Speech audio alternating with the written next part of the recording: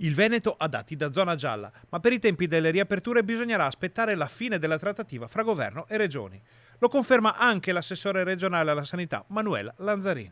L'idea è quella appunto di cercare di fornire al Ministero, agli organi competenti queste linee guida per cercare di anticipare, se possibile, le riaperture. Sul tavolo però ci sono già alcune linee guida. Per quanto riguarda la ristorazione, c'è una premessa che dice che si deve privilegiare il più possibile attività all'aperto. Per i ristoranti la distanza fra i tavoli sarà di 1 o 2 metri a seconda degli scenari, poi rimane l'obbligo della mascherina. Per quanto riguarda palestre, piscine, le stesse cose, quindi misurazione della temperatura,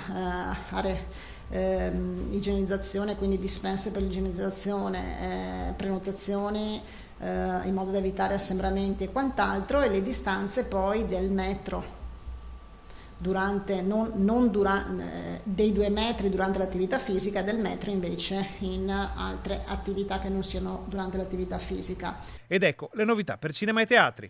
È prevista invece la distanza di 1 metro tra le persone con l'obbligo della mascherina.